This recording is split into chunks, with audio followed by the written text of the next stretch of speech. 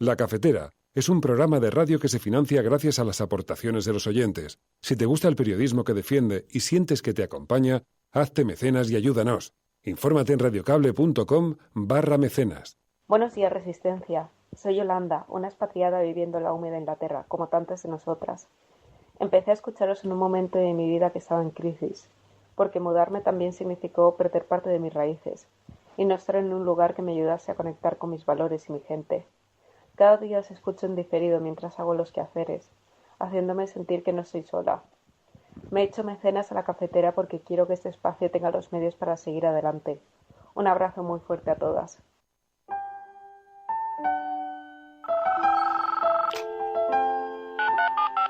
Son las 8:30 de la mañana. Las 7:30 en la Casa Museo de José Saramago, en Tías, Lanzarote. Buenos días, mundo. ¿Quieres un café? ¿Quieres un café?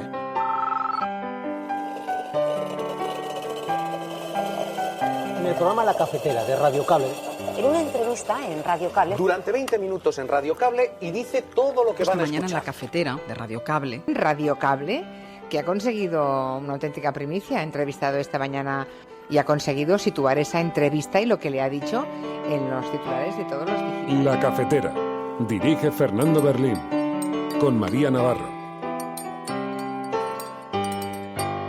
Aquell 1 d'octubre ens marca la fita per un nou moment, per un nou 1 d'octubre on haurem de fer exactament el mateix, on tenir aquella cadena de confiances, on tenir el mateix esperit no violent, on apostar-ho tot a la democràcia i on, sobretot, d'haver perdut la por, ser capaços de fer el pas que van fer d'un acte de desobediència civil com pocs se n'han fet.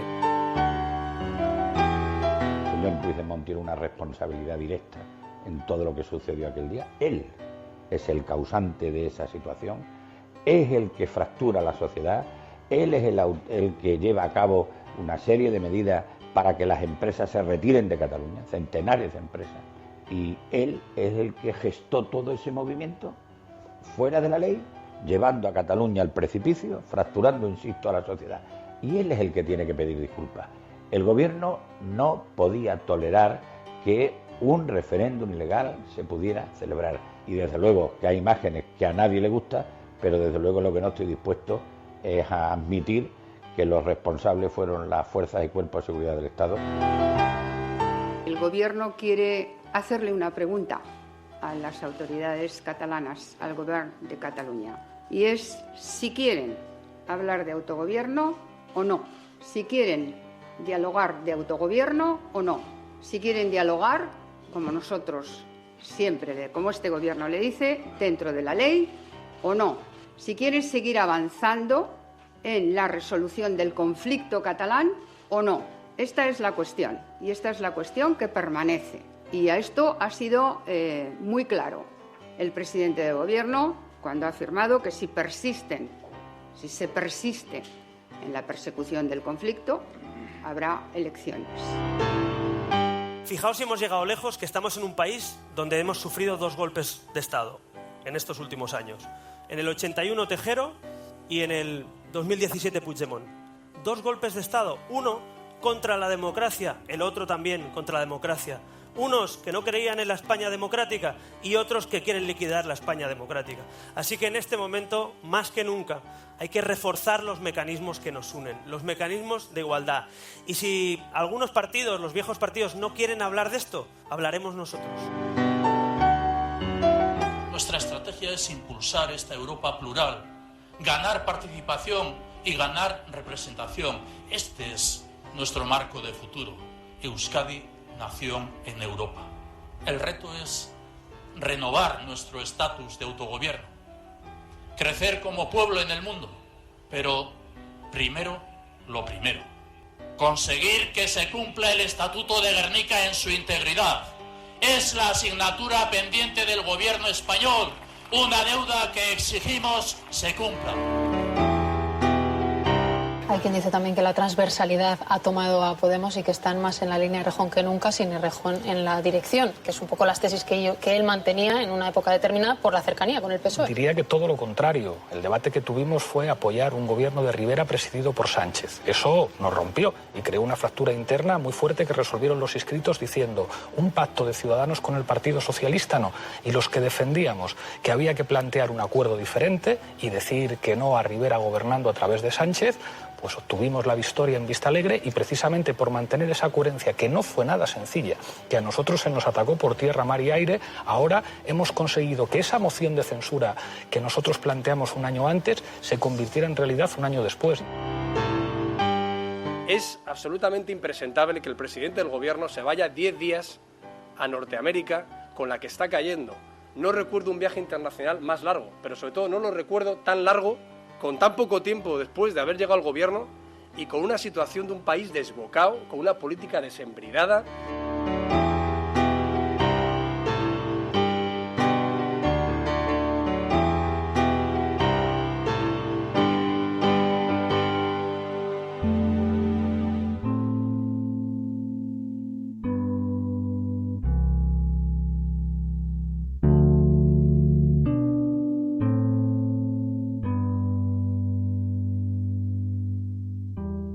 Buenos días, cafetera.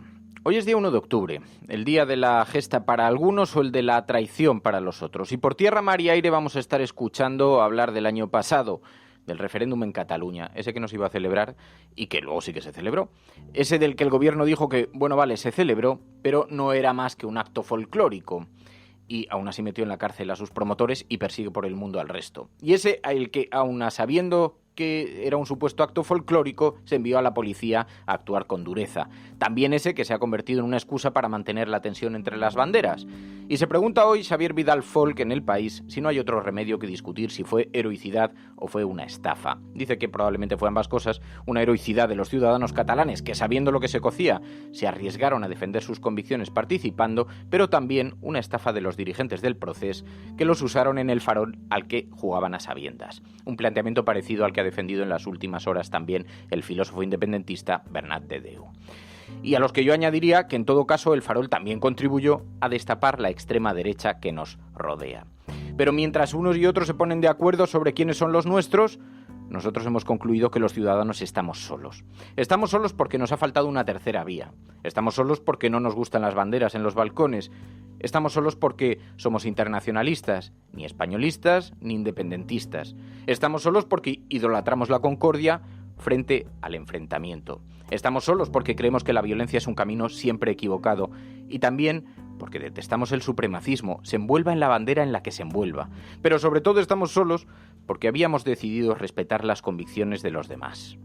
Así que, señores, cuando hablen de ustedes, recuerden que también estamos nosotros y empezamos a estar también muy cansados. Esta es la apertura del programa de Radio La Cafetera de hoy, 1 de octubre de 2018. Si lo estás escuchando, eres la Resistencia y tú no estás sola.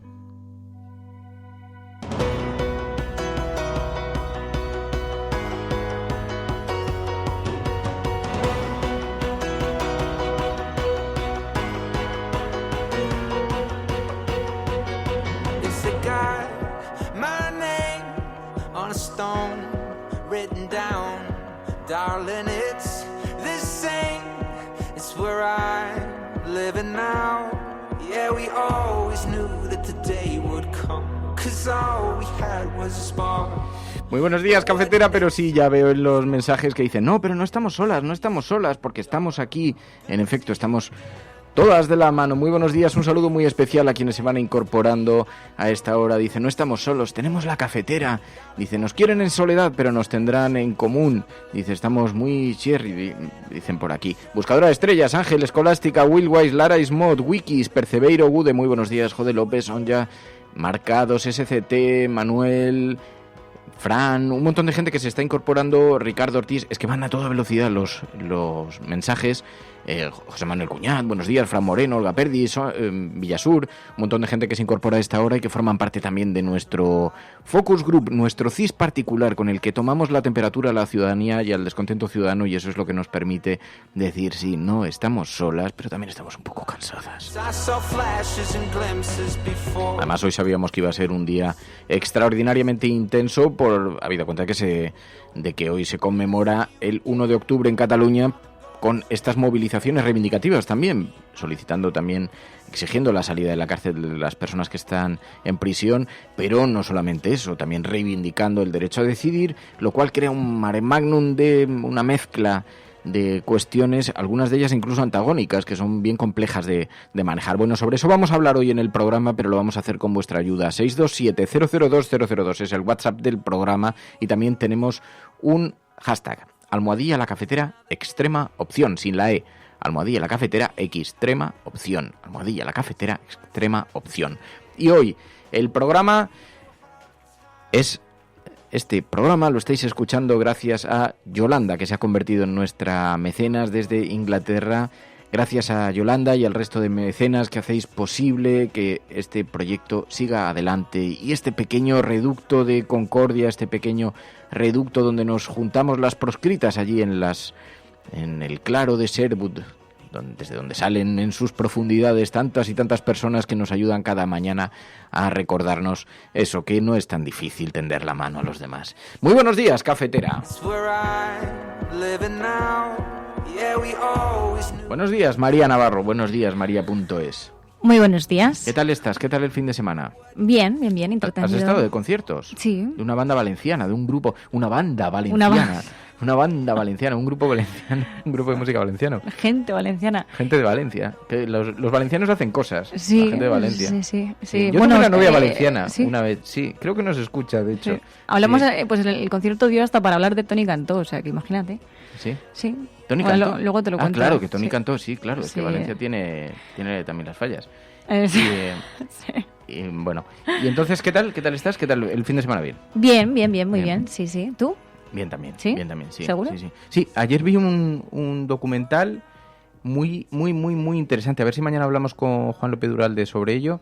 El documental de Jane, sobre Jane Goodall, la amiga de los primates, de los chimpancés, y su experiencia con los chimpancés. Y la verdad es que sacas algunas conclusiones sobre la naturaleza humana, sobre la biología, sobre los salvajes. Una cosa, sí, muy interesante. Mañana lo comentaremos, pero oye, de pronto los chimpancés empezaban siendo encantadores en un mundo casi idílico, así muy del jardín del Edén, y se volvían unos salvajes animales a lo bestia que se mataban entre ellos. Una pasada, porque allí donde hay equilibrio de pronto se rompe y hay enfrentamiento. Como entre las personas. Sí, porque es que además lo que veías era la raíz, solo que mucho más encarnizado, mucho más salvaje todo, mucho más brutal. Pero veías las raíces de la humanidad. Mañana a ver si podemos hablar con Juan López Duralde cuando se pase por aquí por el programa. Ya sabéis que todos los martes hablamos con él de medio ambiente, ecología, también de antropología, de cambios en el mundo, de migraciones, de toda la gran transformación que se está viviendo a nuestro alrededor, y de estudios de la naturaleza. Y me dijo, ayer le envié un mensaje diciéndole, oye, estoy viendo esto, me parece fascinante. Y me dijo, pues eso es una persona a la que tengo muy analizada, muy estudiada, Jane Goodall, así que podemos hablar profundamente de este tema. Bueno, mañana será eso, pero en todo caso, hoy, 1 de octubre. Además, en las portadas de los periódicos, puesto que hoy va a ser un día de movilizaciones, ya ha comenzado a esta hora algunas de las movilizaciones y ya están destacando los medios digitales que los CDR han cortado el AVE en Girona, carreteras y calles céntricas también de Barcelona, también cortadas al tráfico por estas movilizaciones que ha convocado el soberanismo en el primer aniversario del 1 de octubre. Y claro, os podéis imaginar la tensión que esto genera. Vamos a hablar con José Manuel García Margallo, el exministro de Exteriores del Gobierno de España, porque José Manuel García Margallo fue una de las voces más discrepantes dentro del Gobierno para analizar la situación en Cataluña. Siempre tiene una mirada que va más allá, mucho más lejos de los argumentarios del partido, aunque tiene, digamos, el posicionamiento tampoco es tampoco es dudoso, pero va más allá de los argumentarios y es capaz de proporcionar algunas claves para entender también cuál es la perspectiva desde la que se analizó en el gobierno en aquellos días, el 1 de octubre, desde el gobierno de Mariano Rajoy, y también algunas de las equivocaciones que él subrayó, porque José Manuel García Margallo fue una de las voces discrepantes. Siempre pretendió un diálogo que no se produjo finalmente, aunque ahora también parece estar más cercano a esas posiciones duras que mantiene el Partido Popular. Así que le vamos a preguntar por ambas cosas. Esto es La Cafetera. Si lo estás escuchando, no estás sola. Vamos a hablar de la prensa. Vamos a analizar los periódicos hoy, a ver con qué abren las portadas.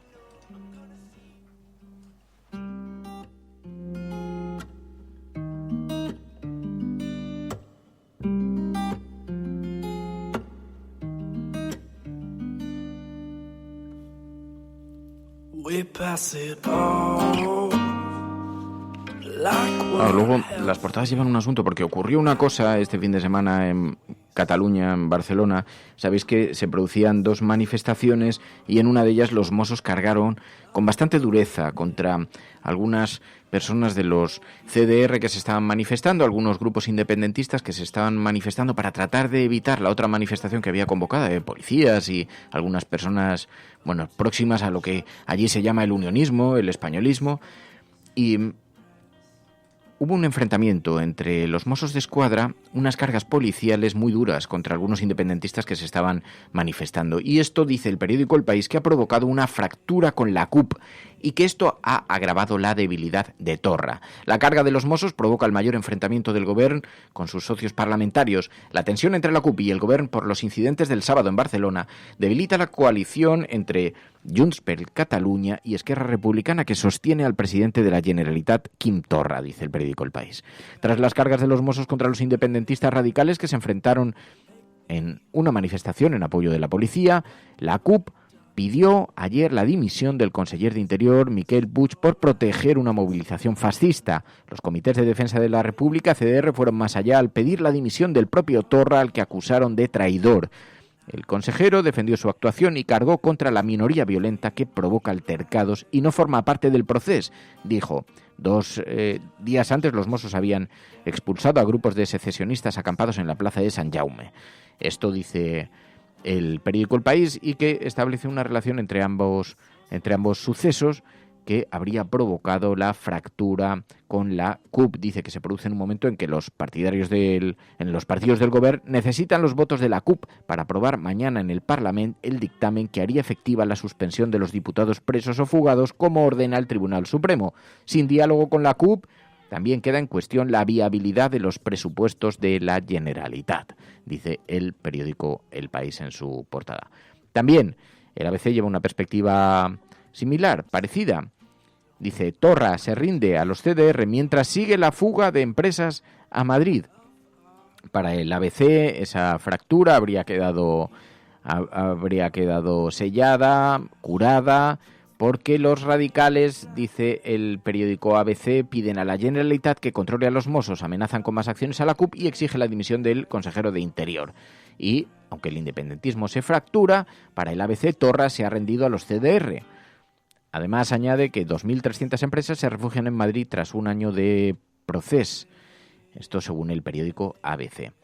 En el periódico El Mundo no es el asunto que más ocupa. Lo lleva abajo en la portada. Dice, el independentismo se resquebraja por la actuación de los Mossos. Torra reivindica el 1 de octubre para lograr la República Catalana ante el aluvión de críticas de los CDR. Y ante por cierto, estrenó Netflix un documental, un reportaje bastante elaborado, con muchas imágenes de lo ocurrido el 1 de octubre. Lo estrenó con mucha relevancia, le dieron mucha publicidad. ¿Qué tal el reportaje? Porque he visto que se había comentado mucho.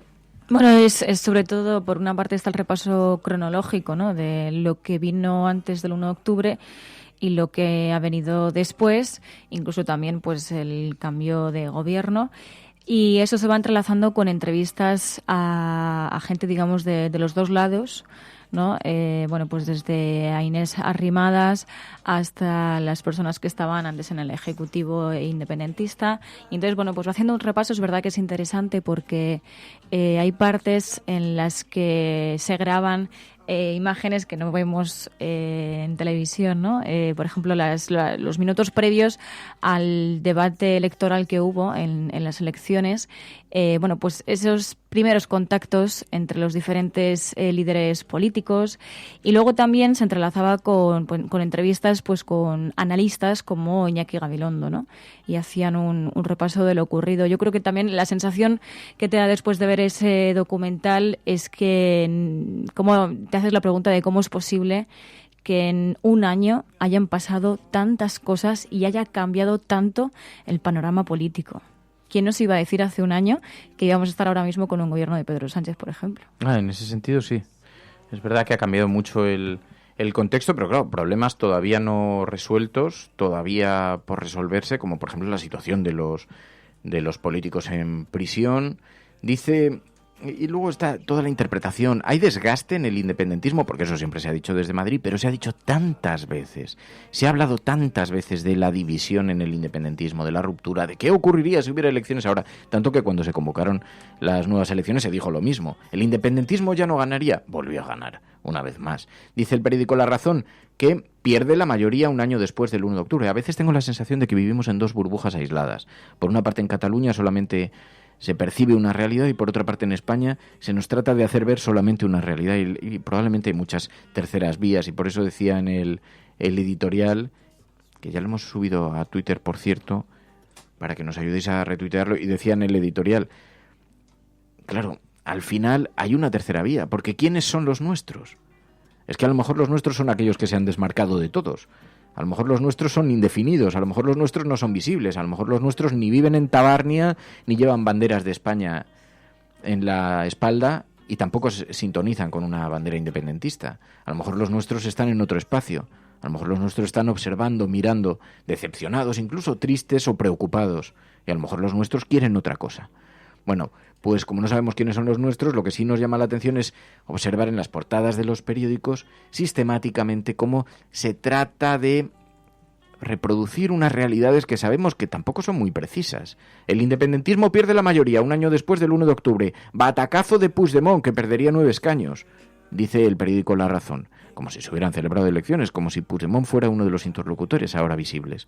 Dice, junto a Esquerra y la CUP tendría 66. Los constitucionalistas sumarían 4 más. ¿Pero quiénes son los constitucionalistas hoy? Porque los constitucionalistas, para La Razón, cada día ocupan un espacio. También ha cambiado la posición de Podemos. Y está en un espacio indeterminado. Ahora es aliado del gobierno, como decía María, del gobierno de Pedro Sánchez. Sus manifestaciones ni siquiera son tan duras, ¿no? Pero el caso es que, en efecto, lo que sí hemos observado es que ayer fue el núcleo, el centro de todas las declaraciones políticas. Ayer se pronunciaba, Albert Rivera, en España ha habido 2 golpes de Estado, decía. Fijaos si hemos llegado lejos, que estamos en un país donde hemos sufrido 2 golpes de Estado en estos últimos años. En el 81 Tejero y en el 2017 Puigdemont. 2 golpes de Estado, uno contra la democracia, el otro también contra la democracia. Unos que no creían en la España democrática y otros que quieren liquidar la España democrática. Así que en este momento, más que nunca, hay que reforzar los mecanismos que nos unen, los mecanismos de igualdad. Y si algunos partidos, los viejos partidos, no quieren hablar de esto, hablaremos nosotros. Si el PP y el PSOE quieren seguir cediendo ante el PNV, Convergencia, Esquerra Republicana, abandonando a los españoles, abandonando a los andaluces y la igualdad que reclaman, lo haremos nosotros. No tenemos complejos. Hemos venido para esto. Eso decía Albert Rivera, que está cada vez más en una posición más frentista. Siempre estuvo en la otra orilla, pero nos llama mucho la atención la manera en la que el discurso se ha ido endureciendo. Además, en los últimos años, no ya el año pasado, que es bastante obvio. Además, Celaá dice, si se sigue en persecución del conflicto catalán, habrá elecciones. El gobierno quiere hacerle una pregunta a las autoridades catalanas, al gobierno de Cataluña, y es si quieren hablar de autogobierno o no, si quieren dialogar de autogobierno o no, si quieren dialogar, como nosotros siempre, como este Gobierno le dice, dentro de la ley o no. Si quieren seguir avanzando en la resolución del conflicto catalán o no. Esta es la cuestión y esta es la cuestión que permanece. Y a esto ha sido muy claro el presidente del Gobierno cuando ha afirmado que si se persiste en la persecución del conflicto, habrá elecciones. Pero ciertamente estamos en una vía de buscar la senda de la resolución del conflicto. Estamos en la vía de buscar la senda de la resolución del conflicto. Algo ha cambiado, porque el tono ha cambiado. Está por ver que se concrete si ha habido cambios más allá del tono, pero sí parece que ha habido un cambio, por lo menos, de posiciones. Dice Graznando en el hashtag #la cafetera extrema opción, dice, la situación es un poco mejor. Por lo menos no hay gente como Rajoy en el gobierno, dice, pero solo con el tiempo, la paciencia y la negociación se puede lograr algo con Cataluña, porque claro, el gobierno es partidario de mejoras en el autogobierno, de sentarse a discutir sobre las necesidades de Cataluña, la raíz del conflicto, lo que abrió la puerta al conflicto, al enfrentamiento, los problemas presupuestarios, y también el respeto identitario, y también un cierto reconocimiento a las diferencias de los demás, a los diferentes planteamientos. Claro, algunos llevan diciendo 2, 3, 4 años que ya es demasiado tarde para eso, pero en todo caso es una nueva vía de negociación, una nueva vía de aproximación. Sin embargo, escuchábamos a Zoido en el periódico de Cataluña. Cuando hemos conocido, Zoido era ministro del Interior, hemos conocido algunas imágenes que nos han mostrado la verdadera dureza que se empleó en el 1 de octubre por parte de la policía. ¿Y os acordáis cuando incluso había ministros que negaban internacionalmente que eso fuera verdad? Porque lo vimos, decían que la prensa internacional mentía.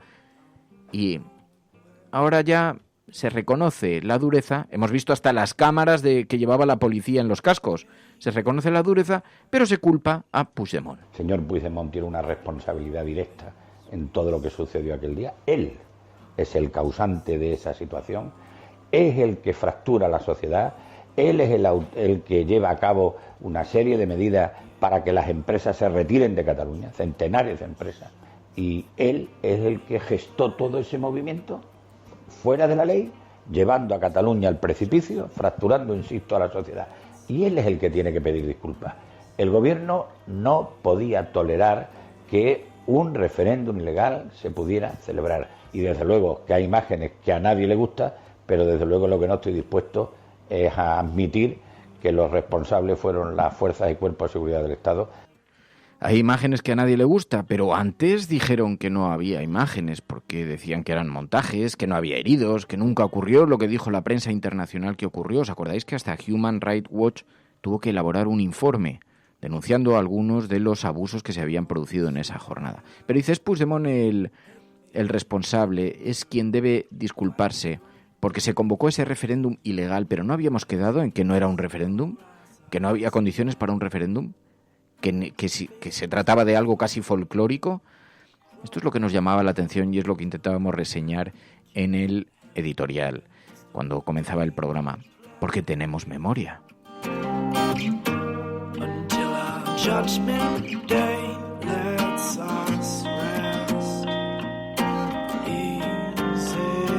Claro, pero luego está, por otra parte, el otro actor político, la otra orilla, porque tampoco es exactamente muy precisa la manera en la que aborda este asunto. Un acto heroico, una gran gesta, Torra elogió el acto de desobediencia del 1 de octubre. Aquell 1 d'octubre ens marca la fita per un nou moment, per un nou 1 d'octubre on haurem de fer exactament el mateix, on tenir aquella cadena de confiances, on tenir el mateix esperit no violent, on apostar-ho tot a la democràcia i on, sobretot, d'haver perdut la por, ser capaços de fer el pas que van fer d'un acte de desobediència civil com pocs se n'han fet. Claro, hay memoria selectiva, como dice José Francisco Dols, porque es verdad, al final, por eso intentaba antes decir, es que estamos en tierra de nadie algunas personas, porque se trató de un acto, sí hay algo de gesta en la forma en la que se materializó. Colocar, no sé si fueron 3.000, 4.000 urnas en colegios electorales, en medio de la madrugada, con todo un gobierno, con todo su despliegue, con toda la intencionalidad para evitar la convocatoria y conseguir colocarlas, que supuso, entre otras cosas, una capacidad de organización ciudadana que no tiene precedentes y que de esto da muchos ejemplos continuamente Cataluña, y de una forma extraordinariamente pacífica, porque esa es la realidad que nos ha querido ver, extraordinariamente pacífica, tiene algo de gesta, y eso es indiscutible. Y el que lo quiera discutir, lo que tiene es una venda en los ojos. Dicho lo cual, el pulso que suponía para un Estado, porque aquí el problema es que el independentismo no supo entender que la independencia no tiene vuelta atrás, y un Estado nunca lo puede aceptar, no lo puede aceptar, porque se puede plantear mejoras en el autogobierno, pero estamos hablando de un 20% del PIB. ¿Os imagináis coger un 20% del presupuesto y quitarlo del presupuesto? ¿Os imagináis lo que supone eso para el resto del país? ¿Cómo puede apoyar la izquierda una mirada tan poco, digamos, tan poco progresista en ese sentido, tan poco redistributiva, que las regiones más ricas contribuyen a las regiones más pobres? Es un hecho indiscutible. ¿Cómo la izquierda se ha sumado de esta manera? No ya hablo de la violación de las leyes, de lo que supone para la violación de las leyes, etcétera. No hablo tampoco del despertar para la extrema derecha que ha supuesto esto, porque lo ha supuesto. También en eso ha contribuido la responsabilidad de la derecha en España y en Madrid, que se ha dedicado a echar gasolina sobre las ascuas. Pero no nos engañemos.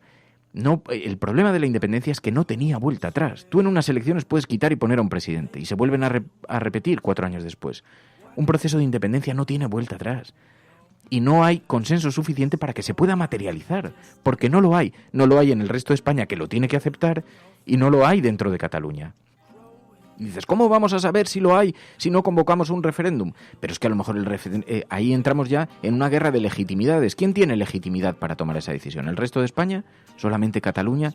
Como el debate es irresoluble, porque es irresoluble, lo que hay que hacer es avanzar en otras materias. Hay un problema real de presupuesto en Cataluña. No llega para pagar los servicios públicos con lo que se ingresa en las arcas. Y sin embargo, se da mucho más dinero del que se necesita. Así que hay que llegar a un acuerdo, a un consenso entre las dos partes. De la misma forma que claro que hay diferencias identitarias. Y hay que responder a esas diferencias identitarias, que la mayor parte de España no comprende, y hay que hacerle comprender eso de forma sosegada, pacífica y comprensiva. Pero no se puede alcanzar ningún escenario, ya no hablo de la independencia, también hablo de otras concesiones. No se puede alcanzar ningún escenario si no hay consenso, si no hay acuerdo.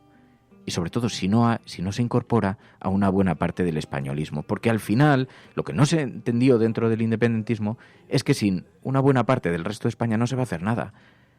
Claro, todos coincidíamos en que el Titanic se está hundiendo. La democracia española está fatal. No nos sentimos representados por una buena parte de la política española. Este barco se hunde, esto es el Titanic. Pero ojo, es que algunos están proponiendo coger la única barca que hay para marcharse. Entonces a lo mejor no podemos ser aliados en esto. A lo mejor lo que estamos intentando es reparar antes de que se hunda la grieta. Si es que todavía es posible, que hasta en esto hay dudas. Bueno, son las 9 de la mañana. Seguimos aquí en la cafetera.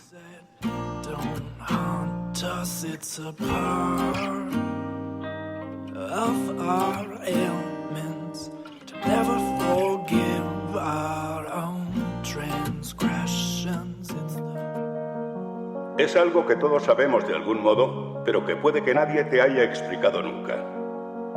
Si tú a tu hijo antes de una carrera le dices, te vas a caer, tú no vales para esto, ese niño se va a caer. No hay más opciones, porque le has hecho creer que es posible, y hay algo que le empuja a cumplir la profecía. Pero si en lugar de eso a ese mismo niño le dices, corre, vuela, no te detengas, y si te caes, aquí estoy para levantarte, ese niño jugará mejor que si nunca le hubieras dicho nada. Hay una responsabilidad ineludible en cómo hablamos, en cómo tratamos a los demás, porque nuestras palabras tienen un poder más grande de lo que nunca hubiéramos imaginado. Cada día tienes la opción de cortar las alas de los demás, hablando del miedo y de la incertidumbre. O puedes dejar que tus palabras les empujen hacia sus metas, confiando en la capacidad infinita que hay dentro de todo ser humano. Se conoce como efecto Pigmalión y funciona en cualquier momento de nuestras vidas.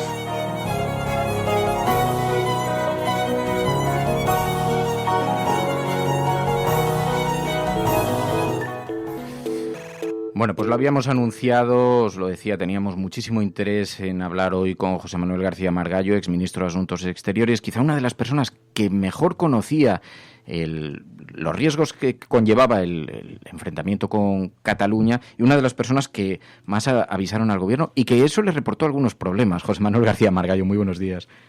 Hola, buenos días, Fernando. Porque algunos inconvenientes sí te supuso, ¿no?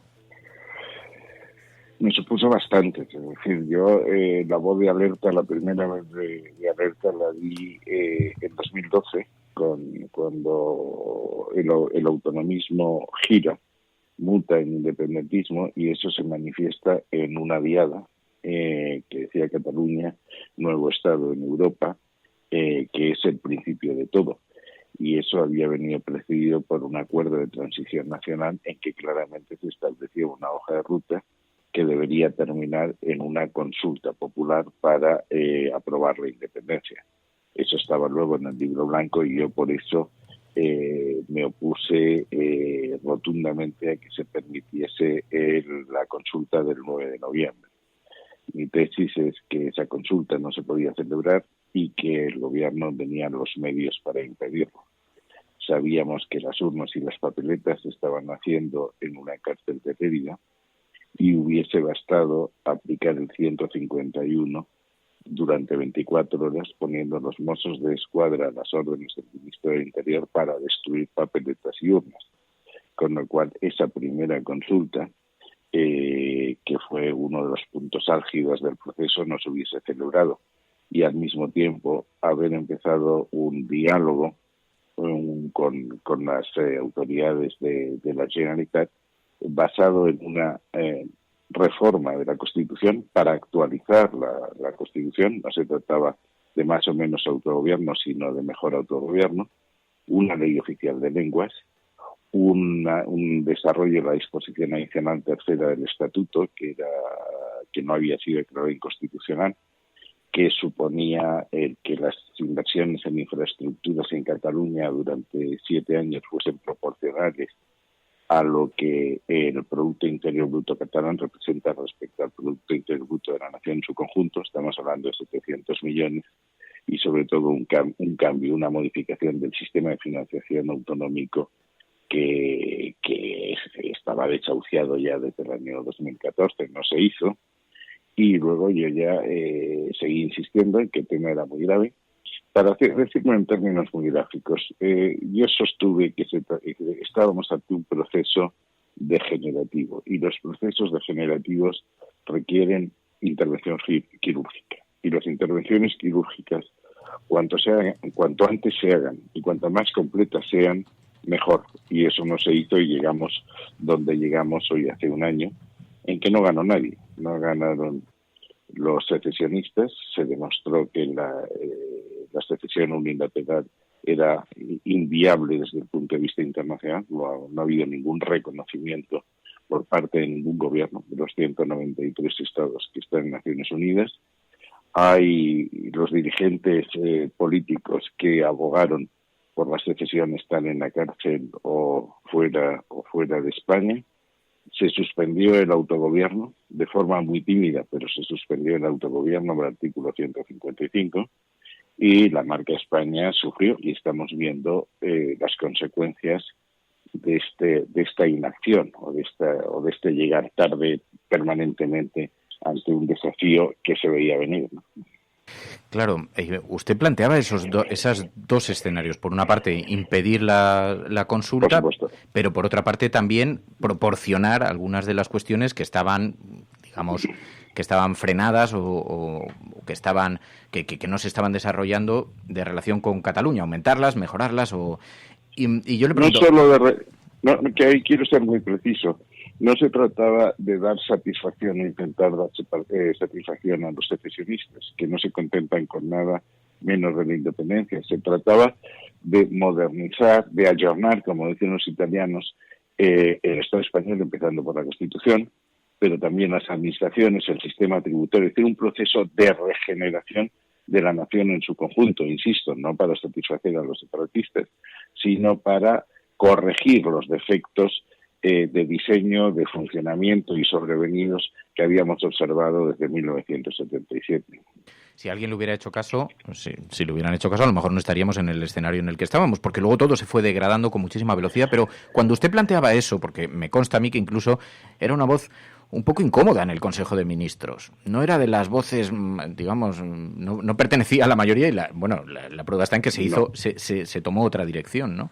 Pero, ¿cómo le miraban? ¿Qué le decían?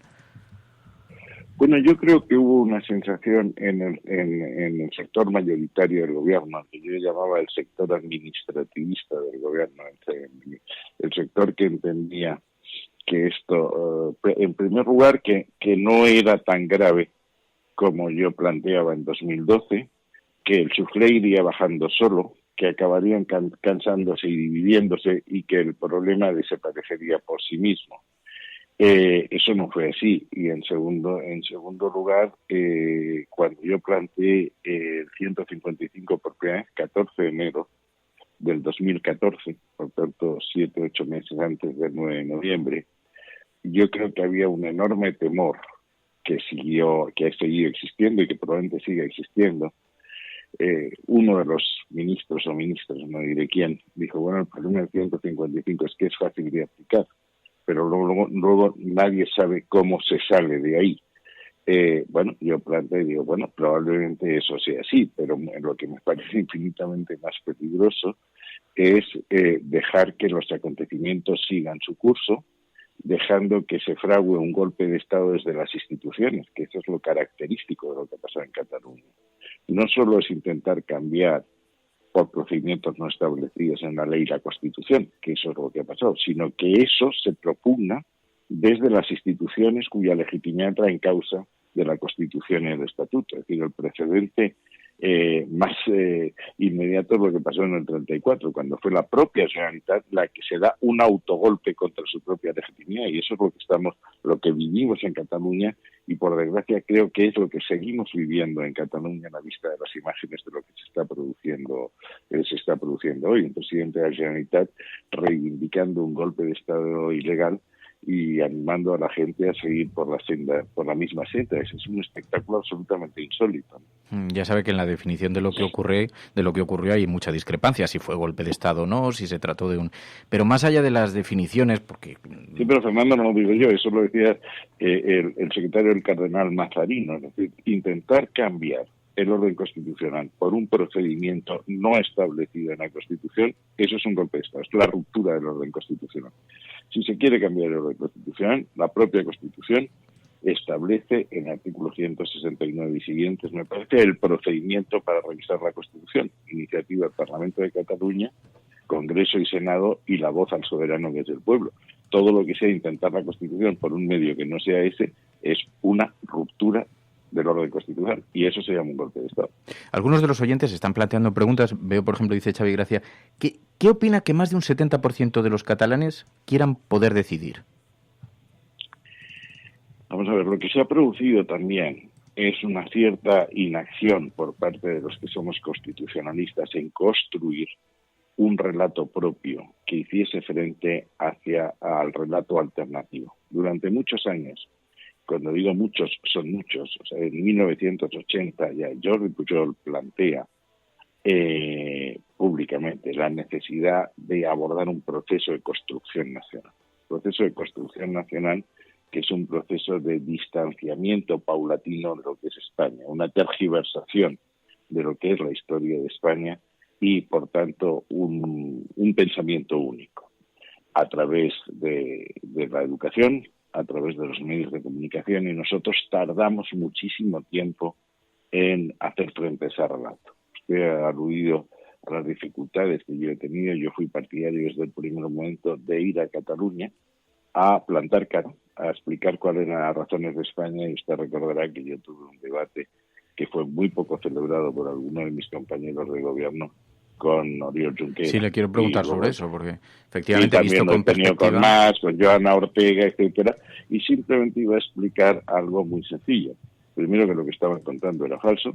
Segundo lugar, que España era un gran país. Y tercero, que estar dentro de España y la Unión Europea era un buen negocio, y que estar fuera de España y de la Unión Europea era un mal negocio, y que no nos iba a reconocer absolutamente nadie. Y eso los hechos han demostrado que yo tenía razón, porque nosotros presidíamos el Consejo de Seguridad. La Asamblea General de Naciones Unidas aprobó una resolución, la aprobaron los 193 estados de Naciones Unidas por unanimidad, en que se exhortaba a todos los estados de la organización a no reconocer en ningún caso las secesiones unilaterales. Luego eso se confirmó en el referéndum de Crimea, etcétera, y también dije que se quedaban fuera de la Unión Europea y que no tendrían la menor posibilidad de entrar, puesto que la secesión hubiese sido fruto de un acto inconstitucional y que eso se hubiese traducido en la pobreza de Cataluña, en un descenso del Producto Interior Bruto entre un 20 y un 30%. Y eso era lo que yo iba a contar allí, y creo que fue un poco una voz solitaria en el desierto, ¿no? Sí, porque algunos de sus compañeros le reprocharon que asistiera a ese debate con Oriol Junqueras. Ahora, Oriol Junqueras en la cárcel, ¿esto qué le parece? Porque entiendo que la relación con él no sería mala. Supongo que en términos personales esto... Pero yo créame que se lo advertí y dije, mire usted, lo que un Estado, un gobierno, no puede permitir es una desobediencia permanente. En todos los estados complejos hay dos pilares que son complementarios, lo que se llama la lealtad federal y lo que se llama la coerción federal. Y cuando se falta la lealtad federal, hay que aplicar la coerción federal. Es decir, tú no puedes permitir que haya una desobediencia permanente, ni por parte de los individuos, ni por parte de una colectividad, y mucho menos por parte de un gobierno. Es decir, es que no tienes otra solución. Por eso a mí me produce cierta perplejidad que en estos momentos, desde el propio gobierno de Sánchez, se esté cuestionando la prisión provisional, lo cual ya es un atentado a la independencia judicial, o se esté predicando ya que sería bueno un indulto. Al mismo tiempo que estás pidiendo a los otros estados en donde se han ido a refugiar determinadas personas prófugas de la justicia, la entrega. Es decir, pedir la entrega por actos tan graves como rebelión y sedición, por un golpe de Estado, y al mismo tiempo diciendo que en este caso no se debería aplicar la prisión provisional como en cualquier otro caso. Hay muchas personas, es verdad que la prisión provisional en España dura probablemente demasiado porque la justicia es muy lenta, pero eso en todos los casos.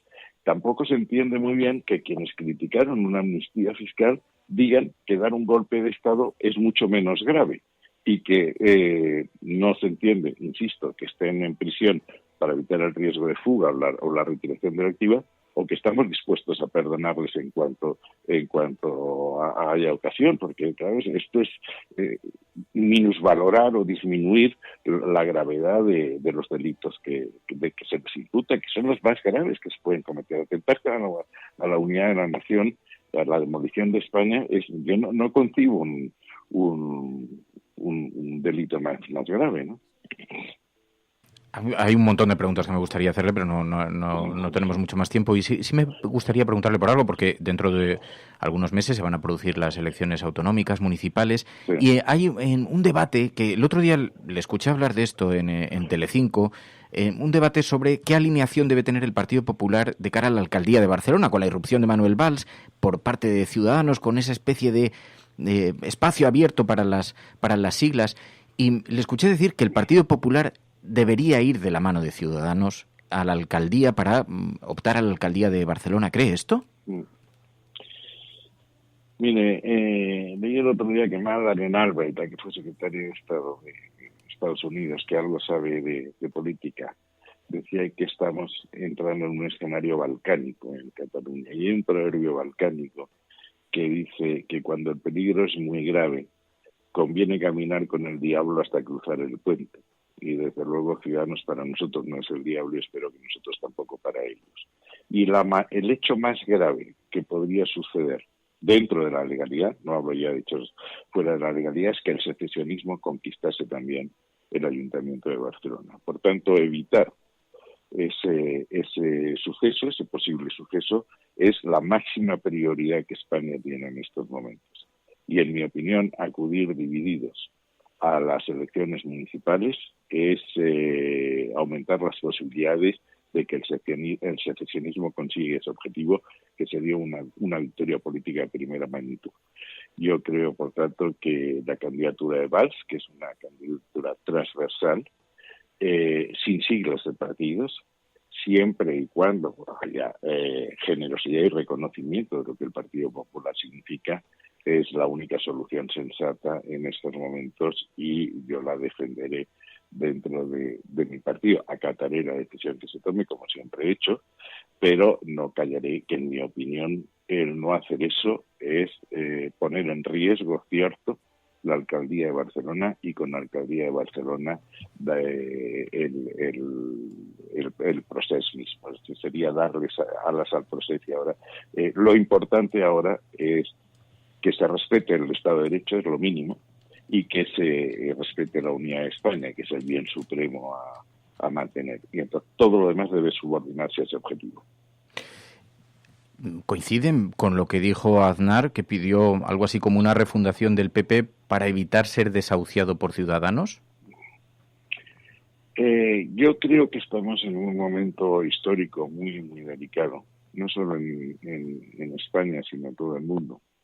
Después de la crisis de Lehman Brothers, los grandes partidos tradicionales han entrado en crisis, probablemente porque no supimos dar satisfacción a las necesidades ciudadanas en ese momento, porque la salida de la crisis se hizo aumentando las desigualdades internas, porque los jóvenes piensan que hay un déficit de futuro, y eso está usted viendo lo que está pasando en Italia, lo que está pasando en la propia Francia, que la esperanza Macron se ha ido diluyendo con el tiempo, porque Macron era una estructura hasta cierto punto artificial, y yo creo que deberíamos sacar conclusiones de esos. Y la experiencia dice que cuando el centro va dividido gana la izquierda.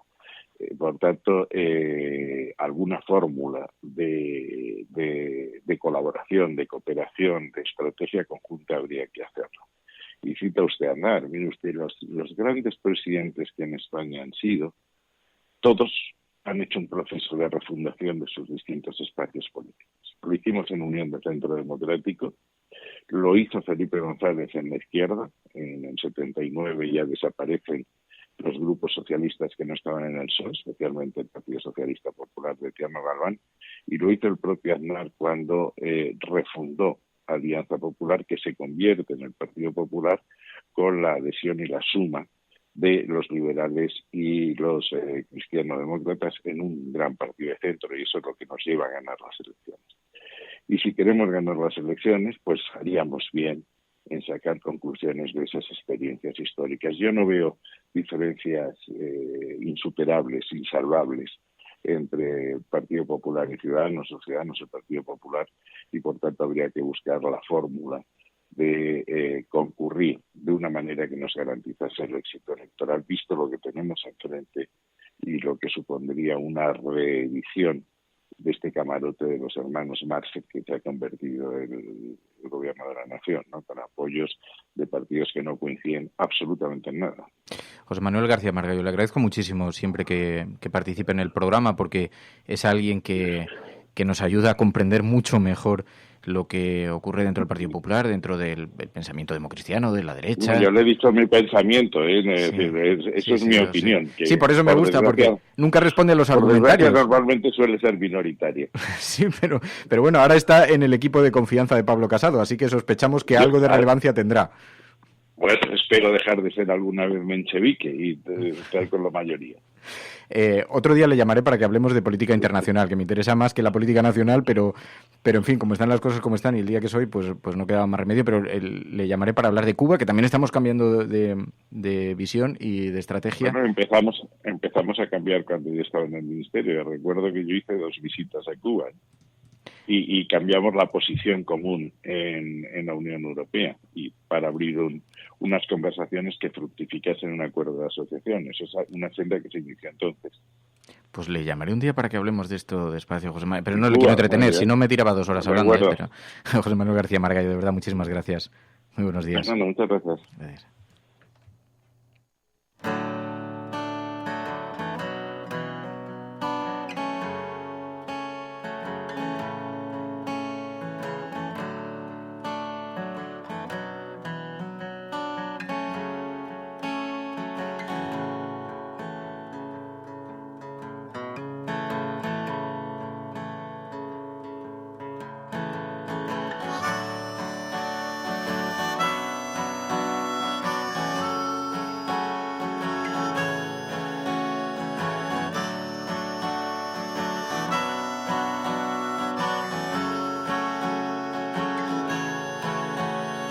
Buena Resistencia.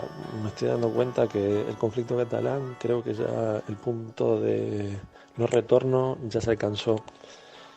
Da igual lo que suceda, no va a haber solución. Por más que se permitiera un referéndum con garantías, ninguno de los dos bandos aceptaría el resultado. Aceptémoslo, ya se ha llegado a una situación de conflicto y esto creo que va a dar para largo. Igual la alternativa o la salida a todo esto es que la gente en algún momento se canse o se dé cuenta que una bandera no va a resolver sus problemas. Al final, después de todo, el nacionalismo es eso, es un engaño. Dice Nacho Escursel eso. Yo sé que hoy no somos a estas alturas ya ciegos a nuestros oyentes. Yo sé que hoy la entrevista con José Manuel García Margallo, pues había gente que prefería hacer un relato del 1 de octubre desde otra perspectiva, pero para empezar hoy van a dar buena cuenta, va a haber mucha información sobre el 1 de octubre y va a ser difícil asimilarlo desde cualquier opción. Pero yo solo quiero que reparéis en dos cosas que han pasado durante la entrevista. Una, José Manuel García Margallo, que insisto, es hoy una de las personas de confianza de Pablo Casado. Por cierto, muy enfrentado además a Mariano Rajoy, que era uno de sus mejores amigos. Bueno, José Manuel García Margallo ha dicho que el Partido Popular tiene que ir de la mano de Ciudadanos al Ayuntamiento de Barcelona. Y no solo eso, ha dicho que debería incluso ir de la mano de Ciudadanos a nivel nacional, frente a unas elecciones generales. Esto es muy, muy relevante para comprender qué es lo que está ocurriendo y que tanto tiempo llevamos diciendo en este programa, dentro de la derecha. Por eso decíamos, es muy importante aprender a escuchar, es muy importante aprender a leer entre líneas, porque ahí José Manuel García Margallo, he visto algunas de las cosas que decíais en el chat, José Manuel García Margallo, más allá de... hay que saber separar la retórica de las palabras, de la precisión de las palabras.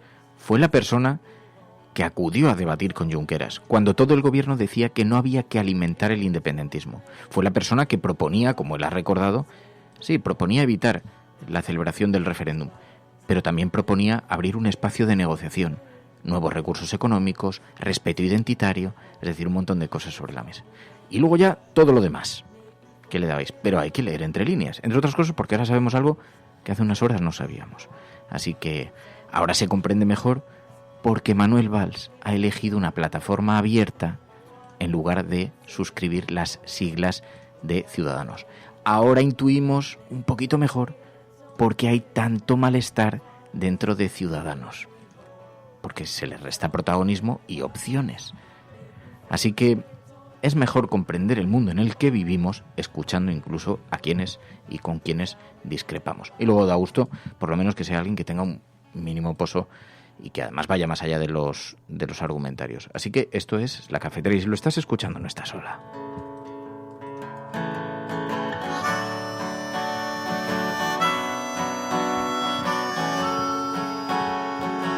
Bueno, ahora hablaremos de eso porque vamos a tener la sobremesa y hay muchas cosas que comentar y quiero además escuchar a María para ver qué le parece esto que estábamos oyendo, estas palabras de José Manuel García Margallo, pero hoy es lunes y también tenemos un compromiso blindado con la ciencia y además ha ocurrido un hecho que nos tiene, enormemente afligidos, un tsunami gigantesco que se ha llevado por delante la vida de casi 1000 personas.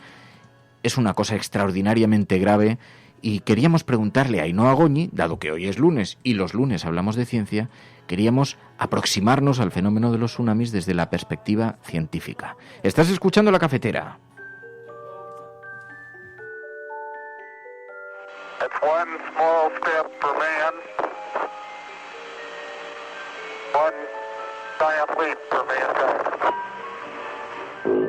Lejos de su laboratorio, de sus estudios sobre la radioactividad, del radio que ella descubrió y que le dio fama, Marie Curie se lanza a la batalla menos conocida de su existencia. Han pasado 2 años desde que publicó su teoría especial de la gravedad y decide dar un paso más radical en la interpretación del universo. Una teoría general de la relatividad. En la época de Einstein, Isaac Newton era Dios. Es que han optado por construir la física usando las matemáticas que se habían... But now science offers a more convincing explanation. Que por cierto, Ainhoa Goñi, muy buenos días Ainhoa Goñi. Muy buenas. Bueno, vamos a hablar de tsunamis, pero te diré que lo estaba contando ahora en el programa. Estuve ayer viendo el reportaje de Netflix sobre Jane Goodall. Bueno, es de National Geographic en realidad, el reportaje con imágenes históricas que habían recuperado de su juventud, los primeros viajes a África, su primera aproximación a los chimpancés. Y un día quiero que hablemos, vamos a hablar con Juancho también sobre este asunto desde una perspectiva más medioambientalista, más de defensa del entorno, pero un día me gustaría, porque una de las cosas que me ha dejado bastante digamos, impresionado, es que algunos científicos expresaban muchas dudas sobre sus investigaciones y decían, primero, por el hecho de ser mujer, que tuvo un reto, fue la primera mujer primatóloga y que estaba... Segundo, porque no tenía formación científica. Y tercero, porque decían que influía en el medio ambiente, les daba de comer, por ejemplo, ciertas cosas. Y un día te voy a pedir, ya te estoy atracando, con lo cual no te lo he pedido de antemano, pero te pediré un día que hablemos de esto. No, me parece además un tema muy interesante. Se habla mucho de ella y es verdad que, hombre, que con los años su figura es fundamental. Pero es verdad que sí, que fue muy criticada por lo que hablabas, ¿no? Por esa parte de intervención que tenía en la naturaleza y con el contacto que ha tenido con los animales y que, bueno, que otros miraban el mundo, digamos, desde mucho más lejos, ¿no? Como intentando no influir. Entonces, sí, cuando quieras, pero desde luego es un referente y lo que supone ella, además de como mujer primatóloga, pues como persona en defensa de la naturaleza y de los animales, es muy destacable. Pero bueno, hoy decíamos, ayer tuvo lugar, antes de ayer, ¿no? Fue antes de ayer, el sábado, sí. Un tsunami terrible en Indonesia y las cifras son espeluznantes, todavía se siguen buscando víctimas entre los restos, lo que ha ocurrido allí. Y desde la perspectiva científica, bueno, sabemos que los tsunamis se producen básicamente por un terremoto, aunque en este caso creo que ha tenido connotaciones algo diferentes, ¿no? Sí, a ver, un tsunami, exacto, como comentas justo, se produce por un terremoto. Depende además, bueno, no tiene por qué producirse evidentemente, porque de hecho en España se producen terremotos todos los días y no tiene por qué producirse un tsunami, pero en este caso, por las circunstancias sí que se ha provocado, se ha producido y está muy cerquita además de la costa. Ha habido 2 seguidos, aunque suele ser común, ¿eh? Por ejemplo, estas últimas horas ha habido 3 terremotos seguidos pequeñitos, pues de poco más, uno de ellos de 4 en la zona de la costa de Lisboa, y bueno, no ha producido nada, pero sí que suele haber réplicas y tal de menor intensidad. Pero bueno, en este caso sí que es verdad que desgraciadamente el terremoto ha provocado un tsunami y ha sido, bueno, realmente lo que más ha afectado a las personas en este caso ha sido el terremoto en sí, que ha sido bastante fuerte. Hablamos de 7,5, que se suele hablar de escalas, pero bueno, es bastante fuerte y además, pues ha atacado en este caso especialmente a la isla indonesia de Celebes. Y bueno, no es que no estuviese preparada para esto, pero evidentemente ha habido derrumbamientos muy, muy grandes que son los que han provocado pues tantas víctimas, ¿no? Y desgraciadamente en estos casos además hablamos de zonas en algunos casos bastante aislados, con unas comunicaciones muy limitadas y por eso además se habla de que hasta el momento hay casi 1.000, pero bueno, que desgraciadamente esperan que la cifra irá aumentando conforme lleguen a algunas zonas que hasta el momento no han podido localizar a nadie allí, no han podido llegar, ¿no? Oye, hay sistemas de detección de tsunamis, ¿no? Hay unas boyas que están flotando en algunas zonas que se consideran que son susceptibles de sufrir un fenómeno de estos. Pero claro, debe ser un sistema caro y que no está en todos los países. No, hay algunos que sí que es verdad que lo tienen desde hace muchos años, incluso desde los 20.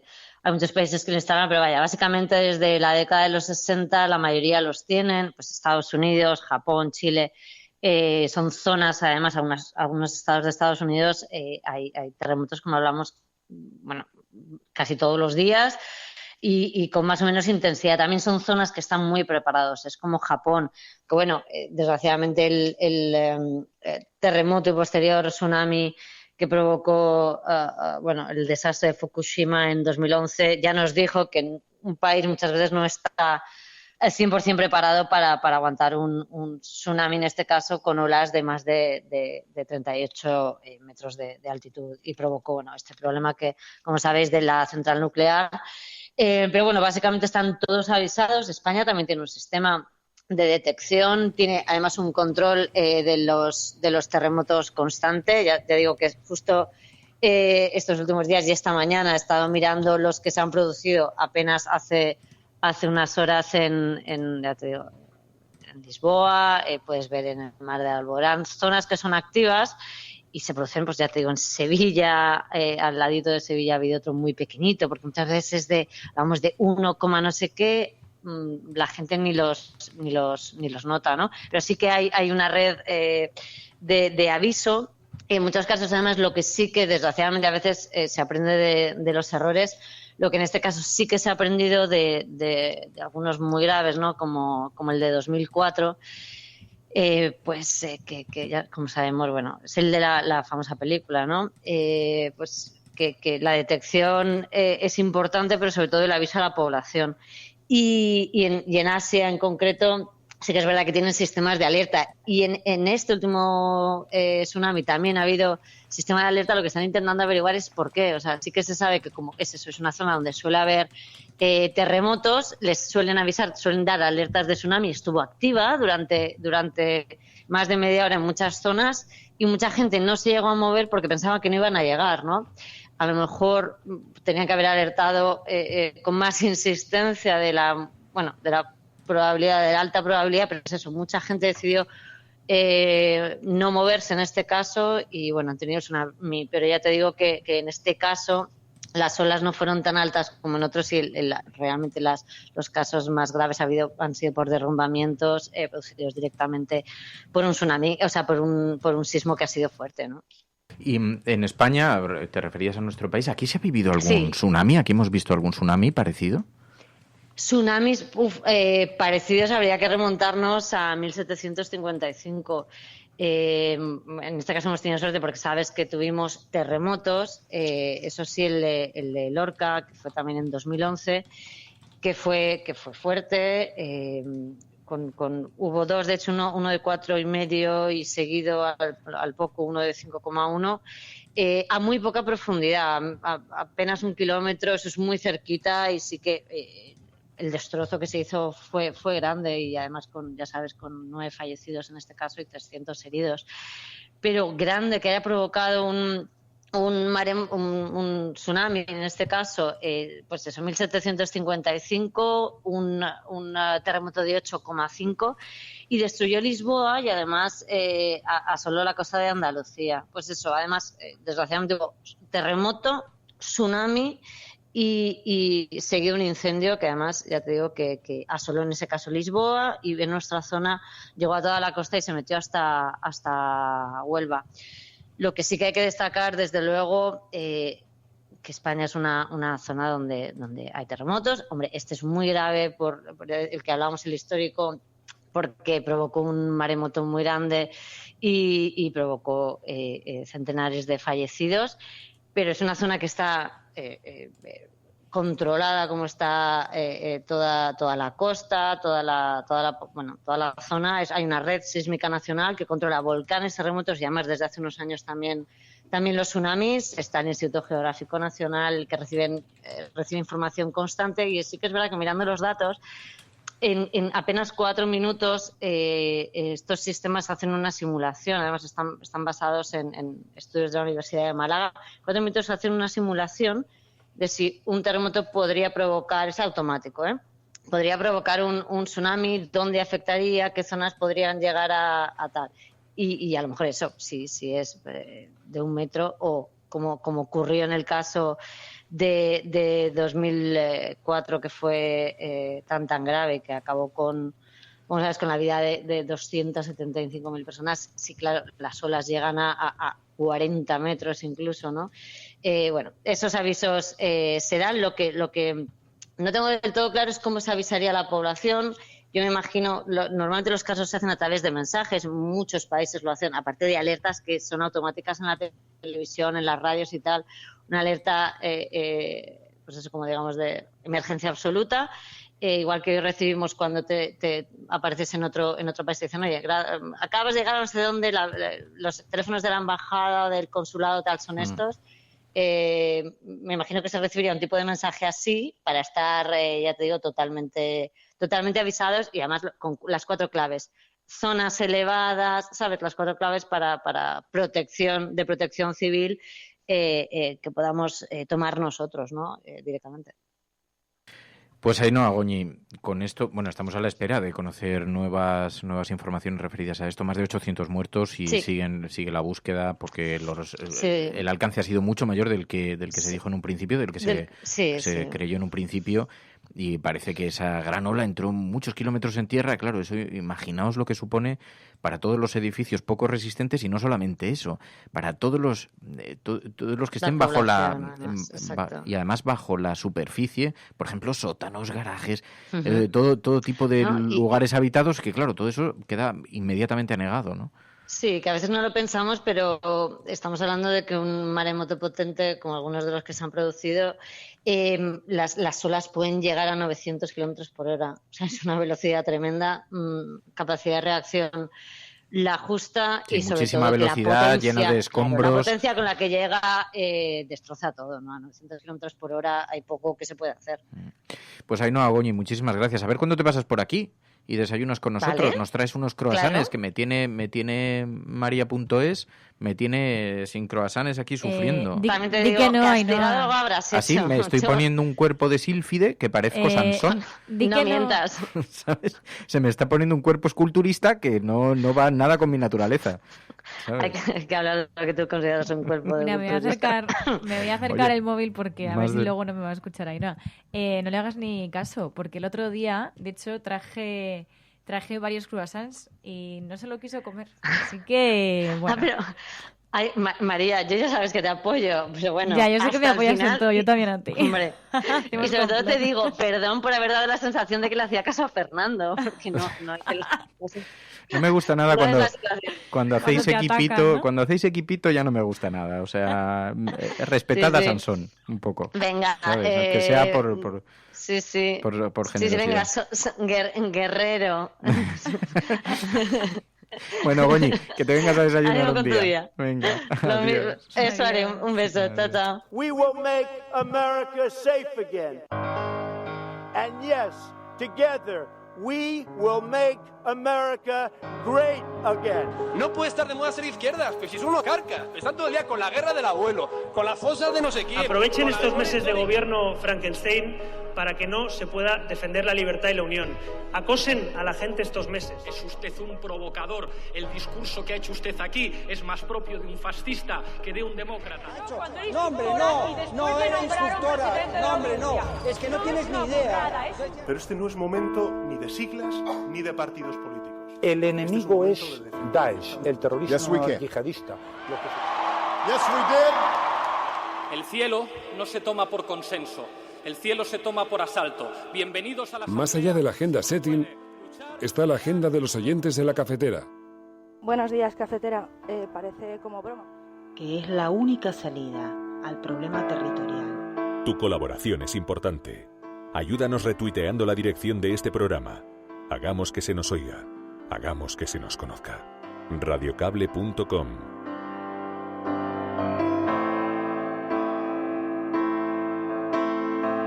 Pues ya sabéis que hay dos agendas, la agenda setting, que marcan los principales medios de comunicación, y la agenda de la cafetera, en la que vosotros elegís qué temas tienen que estar presentes en el programa, María.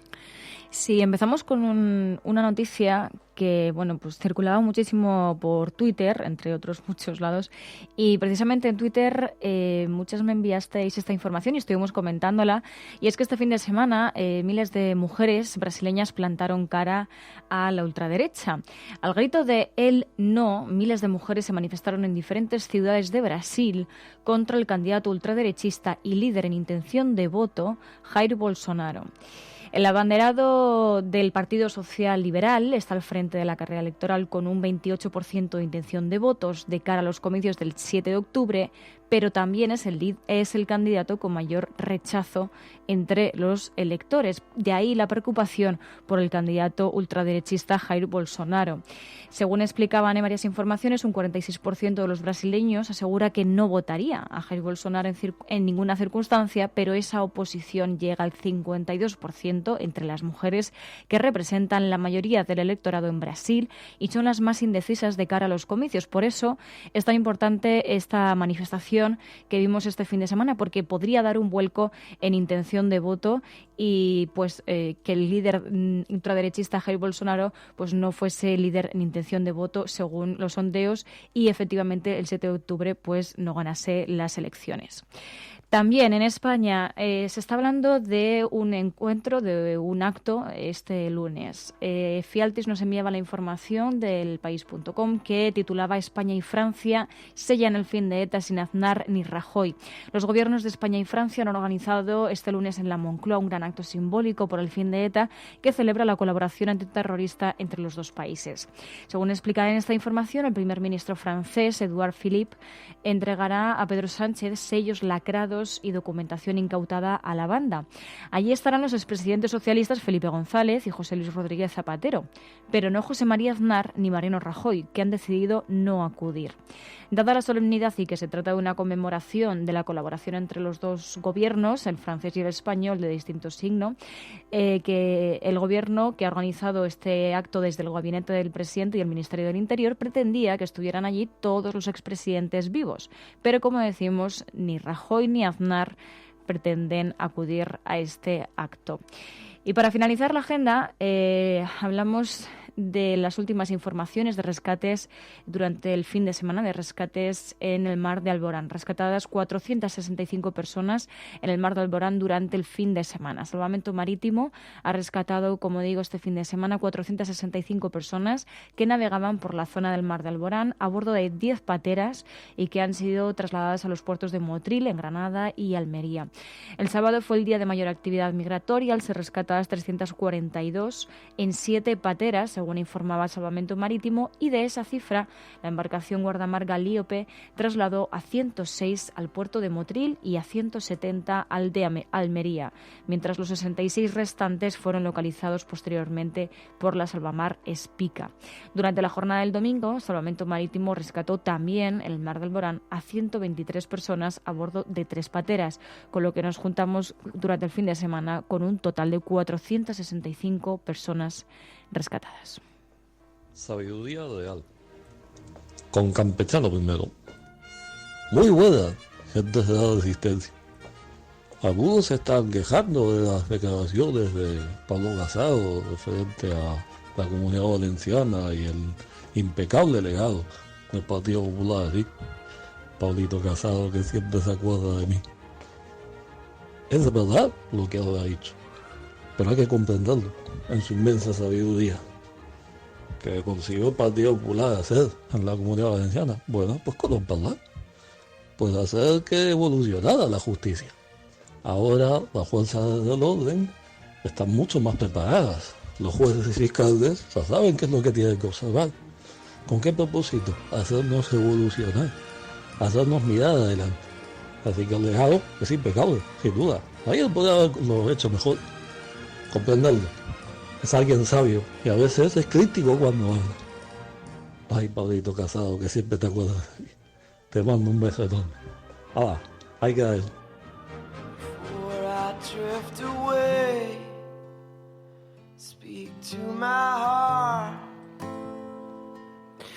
Con sus nuevas responsabilidades paternales, nuestro rey republicano, que ya ha casado al niño, pues tiene, digo que ya ha casado, que ya ha tenido el niño, pues se incorporaba. Algún día casarás, Escursel, y entonces ese día te acordarás de mí.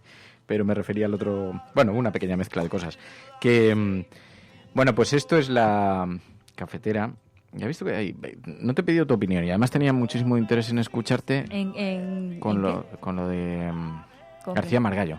Porque como ya venía todo precipitado, estábamos haciendo esperar a Ainhoa Goñi Bueno, pues diría que ha sido una entrevista importante no solamente para los suyos, para el Partido Popular, sino también para el resto de fuerzas políticas, porque estamos hablando de la candidatura de Manuel Valls, que también tendrá algo que decir Manuel Valls sobre esto, también tendrá algo que decir Ciudadanos, pero también partidos como el de Ada Colau, para saber a qué se van a enfrentar en esas elecciones. Y es verdad que la alcaldía de Barcelona va a ser algo que va a centrar, yo creo, las elecciones del próximo mes de mayo. También es verdad que nos encontramos con las elecciones europeas en esas fechas y que Oriol Junqueras ya ha anunciado que pretende presentarse como candidato de Esquerra Republicana, lo que internacionalizaría más la causa independentista. Así que yo creo que no van a ser unas elecciones aburridas en ese sentido.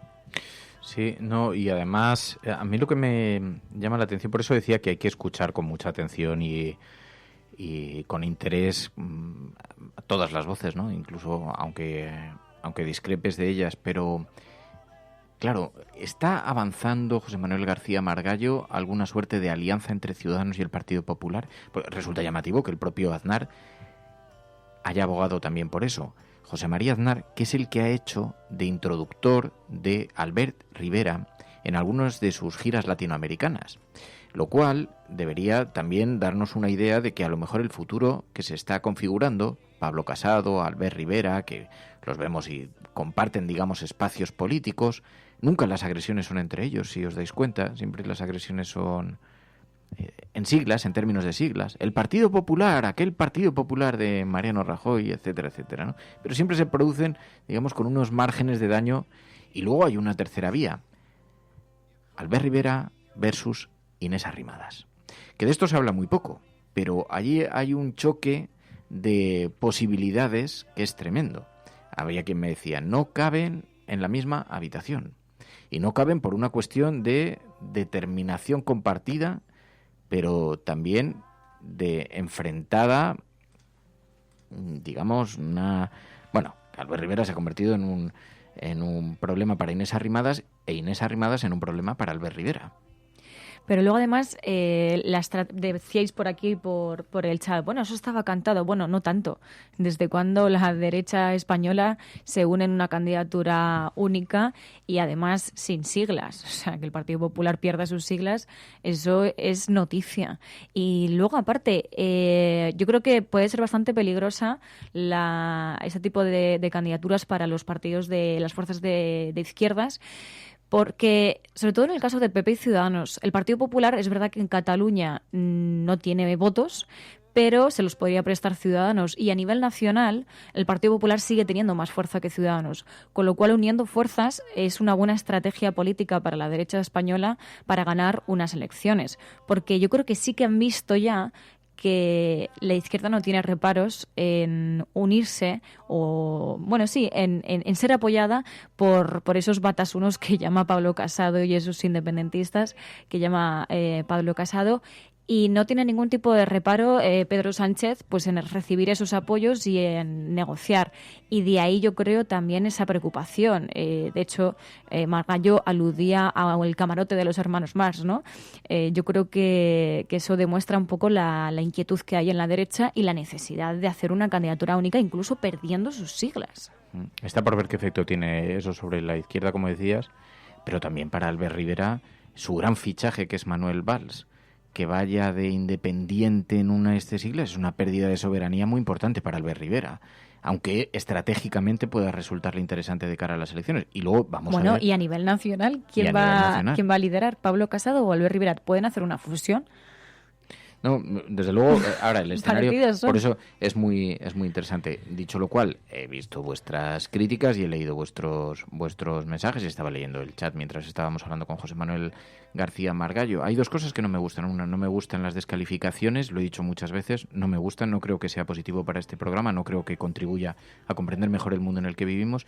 Y dos, la razón por la que hoy no hemos decidido aproximarnos al 1 de octubre de otra manera es por una visión que yo creo que además es bastante razonable. Por una parte, yo creo que ha quedado claro, explicitado en el editorial, me parece que mitificar el 1 de octubre como referente es una cuestión que entiendo que hay un actor político que le interesa mucho eso. Por lo tanto, va a celebrar cada 1 de octubre como una nueva fiesta dentro del marco de sus aspiraciones. Bueno, nada que objetar, la gente tiene libertad para celebrar lo que quiera, pero se nos puede permitir no contribuir a esa mitificación. Y tampoco tengo ningún interés en contribuir a la otra aproximación, a la aproximación que hace el españolismo español, como si el 1 de octubre se hubiera convertido en el gran problema de Estado. Porque cuando yo voy a Castellote, Teruel, cuando bajo a Valladolid, cuando subo a Galicia, cuando paseo por Andalucía, no me hablan del 1 de octubre, no me hablan de Cataluña, no me hablan de los problemas que tiene el resto del país. Si uno coge el CIS y lo coloca sobre la mesa, si coge cualquier encuesta de cualquier periódico, aunque hoy los periódicos lleven en portada este asunto, no es el asunto que más preocupa a los ciudadanos. Aunque creamos que sí, aunque nos preocupe muchísimo la defensa de la legalidad, aunque pensemos que el Estado de Derecho ha entrado en una suerte de descomposición por la manera en la que se ha gestionado el 1 de octubre o por la manera en la que se convocó un referéndum o por la forma en la que queramos definir este asunto. No es el principal asunto de preocupación de la gente, de las personas. Tenemos muertos todos los días en nuestras costas. Tenemos una guerra, un conflicto abierto, global, de una dimensión que preferimos mirar para otro lado. Estamos despreciando este planeta día sí, día también, y provocándole una auténtica autodestrucción, y estamos al límite de llegar al punto de no retorno. Entonces, hombre, yo creo que podemos abrir la mano para intentar buscar otras formas de aproximación y otras perspectivas. Y de verdad yo entiendo que cada uno aquí tenemos nuestra guerra, que cada uno tiene sus problemas y que cada uno cree que sus problemas son el centro del universo, pero tenemos asuntos que nos están trascendiendo día sí, día también. Por eso sí, yo prefiero dedicar 2 minutos más a hablar de Jane Goodall y de lo que eso representa, o incluso de la ciencia, un tsunami que se ha llevado por delante a 1.000 personas. 1.000 personas. Imaginaos lo que hubiera supuesto eso en un país como el nuestro. Gente que tiene familias, gente que trabaja en compañía de otras personas, gente que acude a colegios. Entonces, yo creo que los asuntos hay que colocarlos en las dimensiones en las que hay que colocarlos, ¿no? Y aproximarnos, porque no nos queda más remedio, pero en fin, desde la mirada que nos pueda aportar algo de cara a lo que viene, no a lo que vino, que también suele ser un buen consejo. Bueno, esto en lo que se refiere a la decisión, y por supuesto puede estar perfectamente equivocada, porque como en todo criterio, pues no siempre se acierta. Y ya está. Y tenemos... ¿Sabes qué pensaba este fin de semana? Que igual que hacemos el Videoforum, deberíamos hacer el Documentaforum. Lo que pasa es que, claro, ya son demasiados deberes para la gente. Y yo creo que igual sustituir alguna semana una película por un documental, es que no va a dar tiempo. Podría ser también. Piensa que si no ya tienes que invertir 3 Pero horas tiempo mínimo. De sobra. ¿Cuántas películas has visto de hecho, en la última semana? Hay documentales que son 2 horas. ¿Cuántas pelis has visto en la última semana? Pues una. ¿Una más? Bueno, y un documental, el documental de las 2 Cataluñas. Pues ya está, has visto una peli y un documental. Pero más. Es verdad ¿Y alguna serie? Pero, por ejemplo, el documental lo tuve que ver en dos tandas. ¿Y alguna serie? Serie no me ha dado tiempo. ¿No? Bueno, a ver, me pongo Friends para... Pues ya está. Entonces has visto series, documentales. ¿A que también has visto? Comedy. ¿A que también viste a Pablo Iglesias ayer? La entrevista. Sí. O sea, también viste televisión. Uh-huh. Bueno, también vi el partido de baloncesto. También viste el partido de baloncesto femenino. Que solo estaba en una cadena, sí. Que has llegado muy interesada con mundial. Eso. Por razones de género, que me ha enfadado bastante, porque digo, pero si yo estoy en contra del baloncesto, lo practique el género que lo practique. Bueno, yo no estoy en contra del baloncesto. Claro, eso es verdad. Y además, en este caso, fue relevante, porque era un partido que es verdad que tiene mucha menos visibilidad. Bueno, era el Mundial en Canarias, en nuestro país, y bueno, sin embargo, pues solamente estaba en una cadena. Pero, pues cosas que pasan, de deportes de primera, deportes de segunda, y además si estás en el deporte de segunda y encima es la selección femenina, pues ya es, vamos... Pero bueno, consiguieron el bronce, así que muy buena noticia. Ya está, sin más. No, que está bien. Te voy a decir una cosa. Además me dijo, dice, porque soy oyente de este programa, nos escucha todas las mañanas y me dijo, oye, pues si os apetece hablar de esto, tenéis que hablar del tema porque es verdad que ha tenido poca repercusión y tiene que tenerla. También es verdad que ella es una fanática del básquet. Pues entonces pido disculpas no solamente a ella por haber empujado a María a ver ese partido y aportarnos esta...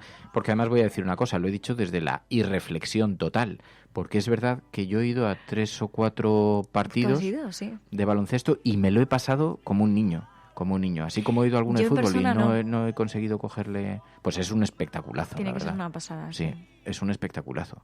Así que... Y luego tiene una cuestión así como colectiva, como de equipo, Y es verdad que está bien. Yo, para lo poco que me gustan los deportes así como espectador...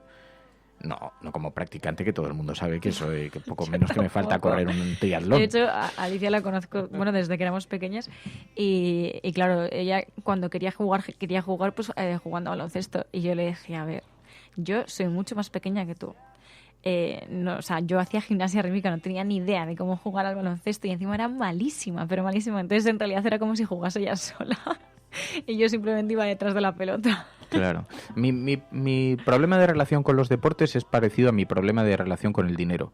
Como nunca lo he tenido, como nunca lo he practicado, entonces es como que me cae mal todo lo que está relacionado con eso. Y entonces es como que no termino de verlo. Y sin embargo, a mí me gustaba mucho la escalada. Todo lo que está relacionado con el medio ambiente, así, el trekking, y acampar por ahí y todas esas cosas. Pero también jugarías con... No, jugué de niño. ¿A qué jugabas con Miguel y Guille?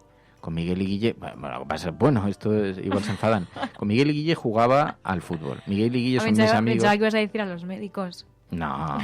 No tuvimos esa etapa nosotros, así una etapa así de descubrimiento sexual. Por lo menos no yo no sé Miguel y Guille, yo no estaba en esa. Podemos llamarles. Les podemos llamar y preguntar. Podemos llamar a sus parejas, de hecho, y preguntarles, oye, ¿os han contado algún episodio que yo desconozca? No, pero no, de eso no. Pero sin embargo, sí, además en eso fuimos muy pacatos siempre. O sea, así como había colegios que jugaban a todo tipo de juegos así, pues de estos de iniciación del sexo que juegan los chavales y todas esas cosas, nosotros nunca estuvimos un poco en ese rollo, ¿no? Nos éramos bastante pacatillos para todo en general. Pero sin embargo, jugábamos un poco al fútbol. Lo que pasa es que teníamos un problema, que Miguel nos pegaba. Pero nos pegaba. Él dice que él buscaba amigos... Claro, porque él igual... Él era grande, fuerte, tenía más fuerza. Sí, y que buscaba amigos a base de bofetadas. Ah, muy bien. Y entonces le huíamos. Luego se fue a Estados Unidos y cambió totalmente. Era el Nelson. Sí, Guille, entonces... sin embargo, no. Guille era todo paz, todo... De hecho, Guille es como le llaman el rey de las... O sea, el rey de las fiestas, porque en su coche lleva todo tipo de... Hables el maletero y lleva todo tipo de elementos así, pues para lanzar... pues un diablo, un disco chino filipino. Yo recuerdo una vez que fuimos al teatro, ¿te acuerdas? Y nos llevó y sí, es verdad, esto lo comentaste. guillesoypoeta.com y la guitarra, que toca la guitarra, y entonces es como siempre adecuado para las fiestas, dice mi amigo Nico. Y entonces no, éramos diferentes, pero estábamos Nico Maggi, mi amigo Miguel, y Guille y Ángel, y todos jugábamos igual al baloncesto un poquito, pero poco, y al fútbol. Y entonces Miguel nos perseguía y nos pegaba. Entonces todo el mundo decía, ¿en qué quieres ir? ¿En el equipo de Miguel o en el equipo de enfrente? Y no sabías qué elegir, porque decías, si voy en el equipo de Miguel, me pega por no pasarle. Y si estoy en el equipo de enfrente, me pega por intentar quitársela. Entonces, mala solución. Pero luego, mira, los mejores amigos. Yo al fútbol siempre lo he tenido cierta manía, pero por lo invasivo que es. Porque fue invasivo en el instituto cuando los chicos se ponían a jugar al fútbol y tampoco se incluían mucho a las chicas para jugar porque, claro, te dejaban en evidencia. Y luego incluso a día de hoy también es bastante invasivo, ¿no? No sé. Dicen, bueno, estamos en la sobremesa cafetera, ya sabéis que hay dos partes del programa, hay una parte relacionada con la información, pero luego despejamos todos los cafés en la mesa, ponemos los periódicos a un lado la mente también la despejamos. Y despejamos un poco la mente y nos quedamos hablando de la vida, porque además tenemos un montón de expatriados, de gente que vive en el extranjero, y que este programa se convierte en el único canal de proximidad con su país, y que dicen, claro, es que llego solo al apartamento o a mi habitación cuando es un piso compartido y me pongo los auriculares y entonces escucho el programa y me gusta saberme acompañado, y entonces este también es un ratito para sentirse acompañado. Y dice buscadora de estrellas, Fer, tienes alma agro. Tengo más alma agro de lo que te imaginas, buscadora de estrellas. Yo creo que podría perfectamente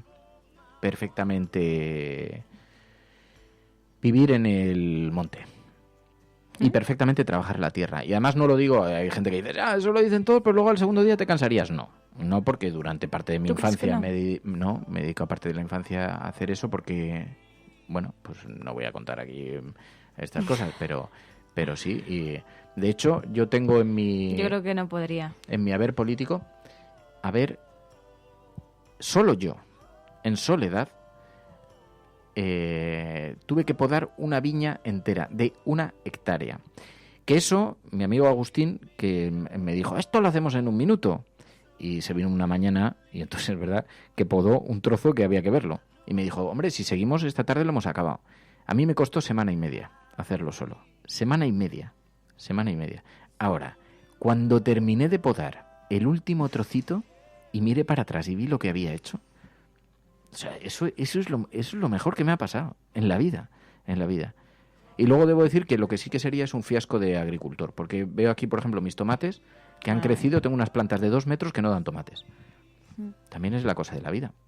Es la cosa, nunca puedes tenerlo todo. El sábado también, el día del concierto, quedé con excompañeros de trabajo y estuvimos comiendo en casa de uno de ellos y tenía la suerte de tener una gran terraza, tenía un ático y entonces me empezó a enseñar todo el huerto que se había montado y me decía, es que yo ya no compro tomates, yo ya no compro... ¿Y por qué a él le han salido tomates? Acelgas, por ejemplo. Pues él tenía acelgas, tomates, dice, de hecho he estado hasta congelando cosas porque no me caben en la nevera. Digo, ostras. Claro. Y dice, y además no utilizo ningún pesticida, no utilizo nada tal. Yo. Y creo que me dijo que trató algunas plagas, las trató con el jabón con el que lavaban nuestras abuelas. Y dice, lo que pasa es que tienes que darle justamente al bicho, porque entonces ahí ya el bicho se ahoga. Hombre. Claro, y dice, pero no es ningún pesticida, no pues estás fíjate perjudicando a la planta. Cuando empezaron a crecer los tomates, los empezó a comer una oruga. Y yo lo descubrí gracias a los oyentes de este programa, porque envié una foto de la hoja diciendo, oye, ¿qué le puede estar pasando? Que está llena de agujeros. Y me dijeron, hay oruguitas. Y las estuve buscando y quité unas 12 y no han vuelto a salir. 12 oruguitas. Algunas les di una oportunidad, otras no tuvieron tanta suerte porque hacía mucho calor. Pero les di una oportunidad para que sobrevivieran fuera de mis plantas, en plantas de otros. Pero bueno, dicho lo cual, nos falta ya una sección de huerto. Agricultura, huerto cafetero. Horticultura. Podríamos tener un huerto cafetero. Pero ¿sabéis qué me ha pasado? Dice, yo he aborrecido los tomates de tantos que han salido en la huerta, dice SCT. Pues SCT no ha salido ni un tomate, ni uno. Y entonces he leído que puede ser por la poca profundidad de las macetas, pero en realidad es bastante profunda. De hecho, las plantas tienen... A ver, no son gigantescas las macetas, pero las plantas ya tienen 1,5 metros. O sea, tienen tamaño suficiente para dar tomates. Hace calor en el lugar en el que están. Les da el sol, pero no la seca. Y además la riego con riego automático 2 veces al día. Joder, si es que si no echa tomates con esto, no sé a dónde va a parar ese agua. Porque la plantaste en la época que... Un poquito antes, pero bueno, que esto es como un invernadero, o sea, ahí tendría que crecer, no lo sé, yo pensé que no iba a ser muy... Y además este año ha venido muy raro el verano, así que tampoco debería ser una... Pero no ha salido ningún tomatito. Ni uno, ni una sola flor. Un desastre de cultivo. Yo ahora estoy esperando a que el bonsai que tienen mis padres saque las manzanas, bueno, haga las manzanas rojas, porque les compré un manzano en forma de bonsai, súper bonito, y entonces ahora empieza a cambiar las manzanas de color. me voy a comprar un bonsai. ¿Sí? Sí, mira, puedo traerlo aquí. No, porque entonces ¿a quién le toca regarlo? Ya me sé yo este que asunto. No, porque, a ver, siempre tienen que tener la tierra húmeda. Pues ya estamos con los detalles. Que María se va de vacaciones... Y al que le toca regar el bonsai... No, lo que sí que os iba a preguntar es una cosa, bueno, ya que estamos yo ya... Nada, todas tus cosas. No sé si algún oyente de la cafetera sabrá algún sitio para vender plantas. Porque tengo una persona interesada tiene un montón de plantas. Un familiar interesado. Bueno, mi padre, básicamente.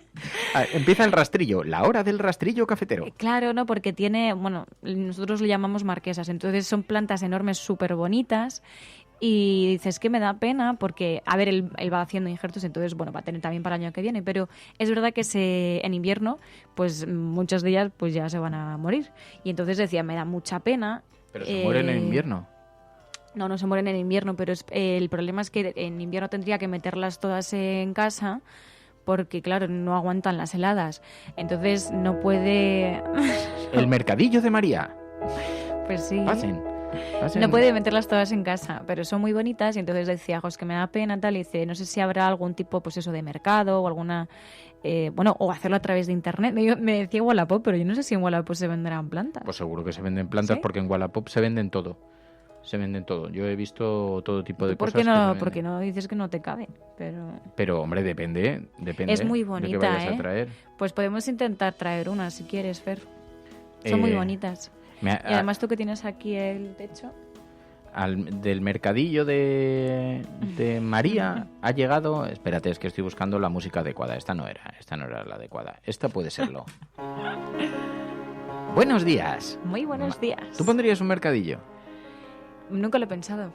Vaya. Hombre, no.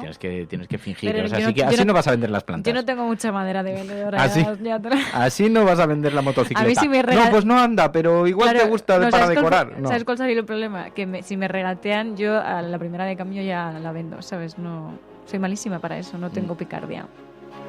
Pasen y vean las plantas de María. Tiene un montón de plantas para ofrecer y pues te van a llegar seguro un montón de compradores para las plantas. Pero yo lo que sugiero es Wallapop. Wallapop. Sí, porque en Wallapop la gente se pasa además a recogerla, que eso ya es un Aunque yo haría un protocolo... Bueno, yo no sé si en viveros o... ¿Las aceptan? No pues sé. a lo mejor, depende cuántas les sobren. Es que a mí ¿no? me encanta... Si pudiese meterlas en mi casa, me metería como 2 plantas o así. Hombre, alguna te deberías meter, porque queda súper bonito una planta de color pero en la verde. habitación no es muy recomendable. ¿Por qué? Porque no es bueno dormir con plantas. Te han dicho. Eso me han dicho a mí. Claro, hombre, si duermes vamos a hablar de esta teoría, sí. ¿Creéis que es verdad? Si duermes en el Amazonas, a lo mejor, pero vamos, una plantita en tu habitación te aseguro que no te va a robar el oxígeno. Pero que son enormes estas Pero que plantas, no es una planta carnívora, Mary. Yo he dormido con plantas toda la vida. La hoja, iba a decir, no, sabes que la hoja es enorme. ¿Y esas se mueren? A ver, se mueren si se hielan, claro, como todas las plantas. Pero esa planta es preciosa. Es preciosa, sí. Y además tiene un tronco enorme. No te preocupes, no vas a morir, Mary. No te vas a ahogar, Bueno, eso es como no podré contarlo, ¿sabes? Bueno, pues nada, no te pongas plantas. Bueno, esto es lo que hay, esto es lo que da de sí la cafetera y nosotros nos vamos a marchar ya. Ya hemos hablado de plantas, hemos hablado de... Véndelas a los locales, garitos. Jane mira, Goodall. También. Seguro que hay bares que también, lo que pasa que claro, eso ya tengo que A mí una de esas me gustaría. De Dile al Papa Navarro que yo de buen grado le adquiriría una de estas, que a mí me gustaría tener una de estas de hojas grandes que parecen como tropicales, ¿no? Esto me gusta a mí, sí, así para darle son un aire muy tropical bonitas. a la casa. Bueno, nosotros les llamamos marquesas, yo creo que si lo buscas por marquesas te salen. Claro, dice, las plantas de María. Claro. Oye, pues es un eslogan muy bueno. Pues sí. ¿Sabes? Sí, la planta de María. Sí, María vende su cosecha. Sí. Y luego está la derivada, pero bueno, ya no vamos a entrar en eso. Pero vamos, nos vamos a marchar. Que gracias a todos, a todas. Sí, pues es una planta preciosa. Eso debe requerir bastante agua, ¿no? Bueno, sí. Hay que cuidarlas. Vale, que nada más. Película. Que ya han llegado audios, ¿eh? Ya han llegado audios porque está encantando la película. Wonder Woman y el profesor Marston, la película que vamos a comentar este viernes. Y ya tenemos algunas sugerencias para las semanas siguientes, así que estamos esperando vuestros audios. Ya están llegando algunos. Quienes lo avancen, quienes antes lo lleguen. Para quienes la hayáis visto, este fin de semana he visto precisamente Wonder Woman, pero ya la película de la superheroína. Es que la que os hemos recomendado, Wonder Woman y el Capitán Marston, no va de eso, va de los que hicieron el cómic, de quienes lo dibujaron, de quienes lo idearon. Va sobre eso, que tiene una vida muy peculiar y es muy interesante. Pero luego está los propios cómics en sí. Y entonces Wonder Woman 2017 es una película que yo pensaba, fíjate, que no la había visto, pasó casi sin pena ni gloria. Es de superhéroes, os tiene que gustar ese tipo de cosas. Pero está muy bien. Es muy interesante, sobre todo si habéis visto la otra, porque es muy interesante ver la psicología del personaje, por qué se construyó ese personaje como se construyó, por eso quería huir de las cadenas y por eso quería liberar a la gente. Muy recomendable, pero en todo caso el videoforum no va a ir de esa película, el videoforum va a ir de Wonder Woman y el profesor Marston. Así que ya queda muy poquito para verlo y cuanto antes enviéis vuestros audios, antes podrán ser incluidos, más posibilidades tienen de ser incluidos. ¿Alguna cosa más? Nada más. Nada más. Bueno, pues entonces mañana nos escuchamos. Gracias a todas por vuestra compañía y recordad que con mucha frecuencia no se trata de que nos gusten unas secciones u otras, sino que el conjunto global nos guste, nos acompañe. Y esto es La Cafetera. Adiós, hasta mañana. Adiós, Mary. Adiós a todas. I know the way that I can be.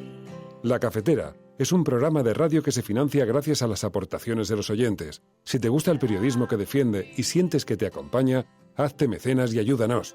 Infórmate en radiocable.com/mecenas. You call me yours. You call